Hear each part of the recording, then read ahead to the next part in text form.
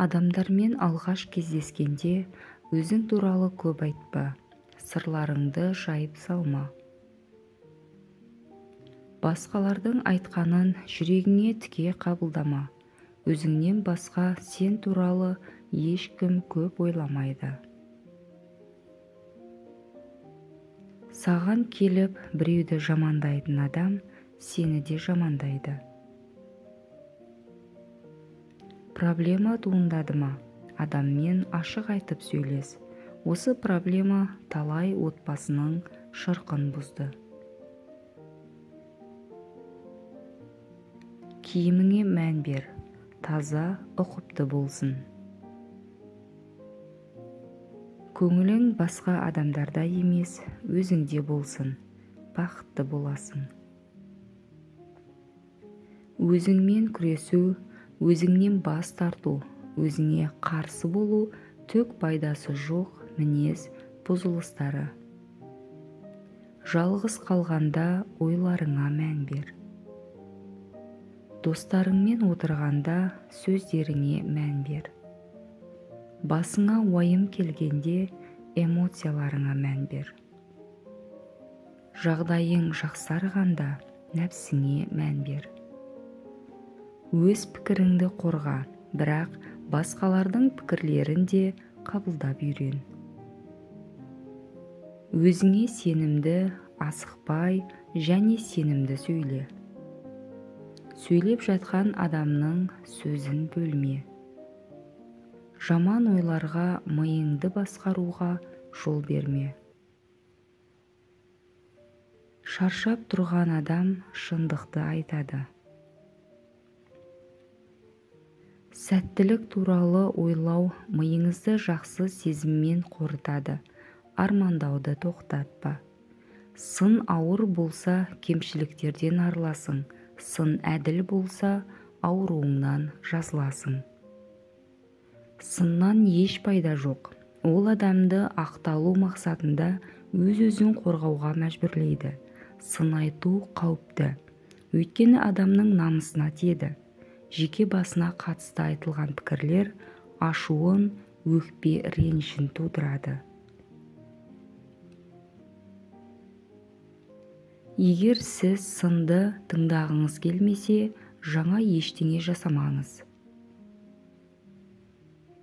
Мөлшерден тыс көп берілген дәрі емдеп жазбайтыны сияқты, әділдік шеңберінен шығып кеткен мінеп сынау да өз мақсатына жетпейді. Көргеннің сынына құлақ асатын уақытым жоқ. Мен әрқашан қатал сындыға қарамастан өз жолымды жалғастыра беремін. Сын адамды қарқ етеді, ал талдау керісінше адамның көзін ашады. Сені сатып кеткен адамға оралма. Менсінбейтін адамдардан алыс бол. Мақтану үшін өміріңді құрбан етпе. Сұраққа бірден жауап берме, ойлан. Қандай себеп болса да жақсы ұқыпты киін. Ақымақ адам ешқашан өз ойын өзгертпейтін адам. Біздің миымыз адам туралы жақсы естігенде күмәнданады, бірақ жаман зат айтылса бірден сенеді. Ата-анаң саған жақсылық қалайды, бірақ сен үшін не жақсы екенін түсінбеуі мүмкін.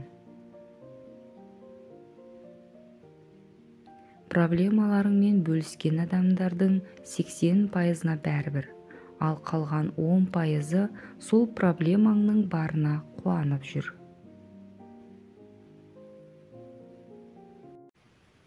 Ешқашан сараң болмаңыз, екінші мүмкіндік беріңіз, бірақ ешқашан үшінші рет мүмкіндік беретін ақымақ болмаңыз. Бір қателікті екі рет қайталауға болмайды. Екінші рет қателік болып есептелмейді, ол таңдау. Сөз кілт секілді, ретін тауып кез келген жүректің құлпын ашуға және кез келген ауызды жабуға болады. Сізді тек жоғарға қарай жетелейтін жандармен дос болыңыз, себебі төменге тартқысы келетін адамдар толып жатыр. Егер өмірде әрдайым күлімдеп жүрсеңіз, өмірде сізге күліп қарайтын болады.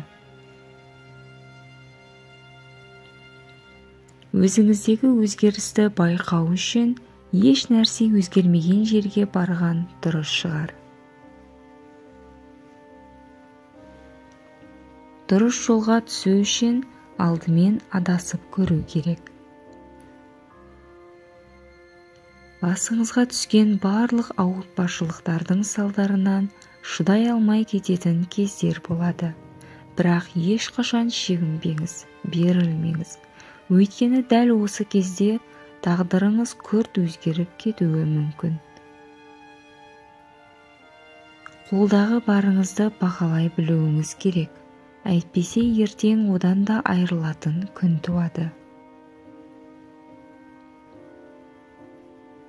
Бәрі де мүмкін, ал мүмкін емес болып көрінетін нәрселерге тек көбірек уақыт керек.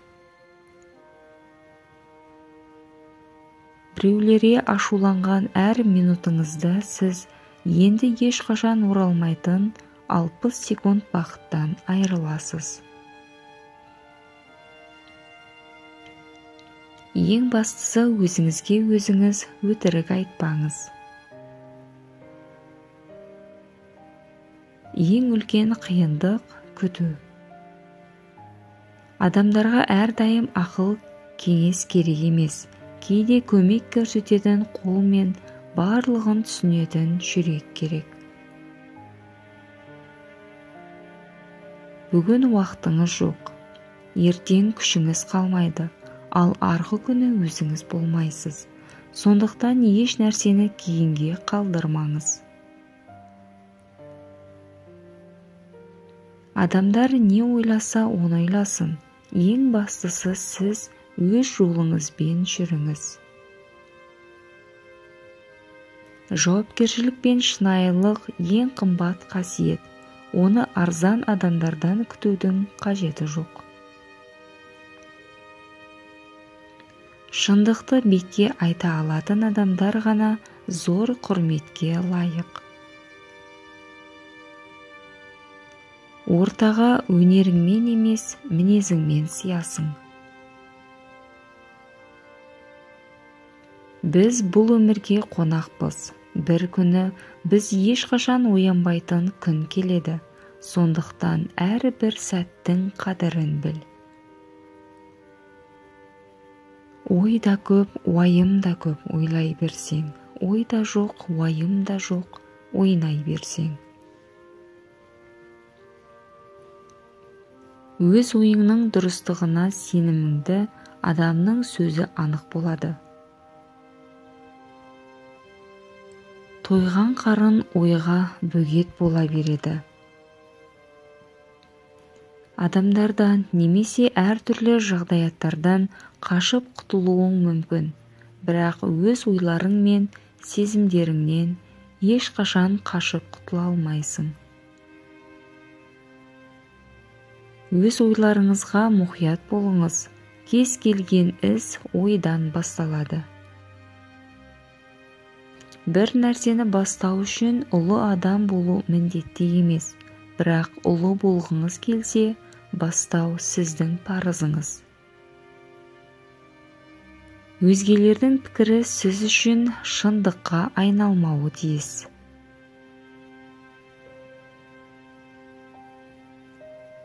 Жаратқанға сенім секілді, өзіңізге деген сенім де көп ғажайыптар жасай алады.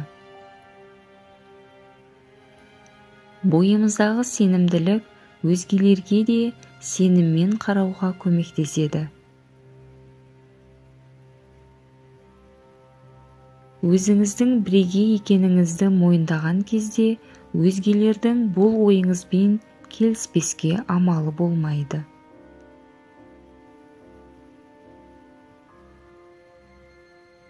Еш уақытта үнсіз қалмаңыз. Құрбанның рөлін сомдаудан аулақ болыңыз. Өміріңіз жай ғана қабылдай салудан құралмағаны жөн. Өмірдің сізден не күтетіні туралы сұрамаңыз. Тек тірі жүру үшін ненің көмектесетінін біліңіз. Артынша сол іспен айналысыңыз. Өйткені әлемге, өмірге құштар адамдар керек. Өзіңіз туралы қатты сөйлемеңіз. Басқалар сөз туралы үнсіз сөйлессін. Барлық күмәнді сөйлеп сейілткенше үндемей ақымақ болып көрінген жақсы. Біз өзімізді ұнататын болсақ, біз әлемді ұнататын боламыз. Өзін басқара алмаған адам басқаларды билей алмайды. Көшірме болмаңыз, түпнұсқа болыңыз. Біз өз қадірімізді білеміз, бірақ арзан сатамыз. Мен бәріне ұнайтын ақша емеспін. Өзіңізді қажетінен артық армандау және өзіңізді құнынан төмен бағалау үлкен қателік. Егер сіздің пікіріңіз басқалардың пікірімен сәйкес келсе, оны өзгертудің уақыты келді.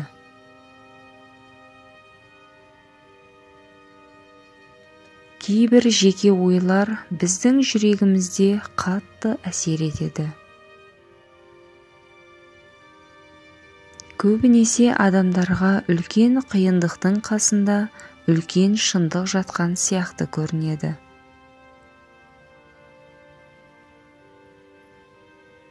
Өмірге шағымданба, біреу сен өмір сүріп жатқан өмірді армандайды.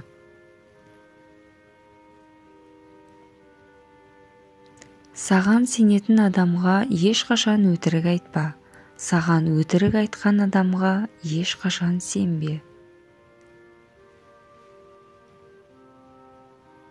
Ауырсыну кейде басылады, бірақ ойлар қалады. Сенсіз өмір сүре алмайтын адамды бағала, ал сенсіз бақытты жандарды қума. Есіңізде болсын, сен сенетін нәрсені тартасың. Өмірде бір ғана нәрсеге өкіне аласыз, сіз ешқашан мүмкіндік бермегенсіз. Өмірді басқалардың қалауымен емес, өз қалауыңша сүр. Олардың үмітін ақтай аласың ба, жоқ па, ажал келгенде жалғыз қарсы аласың. Сондықтан ешкімнен көмек күтпе, жеңіске өзің жет. Өмірдің қара сызықтары туды ма, еңсеңді түсірме. Өзіңе сеніміңді жоғалтпа. Өйткені ең ұзақ түннен кейін де таң атады. Өмір бұл сіздің жоспарлағаныңыздан мүлде басқа дүниелердің туындауы. Каналыма тіркеліп, жақындарыңызға жіберіңіз. Лайк басып, өз пікіріңізді қалдырып өтіңіз. Сіздің қолдауыңыз мені шабыттандыра түседі.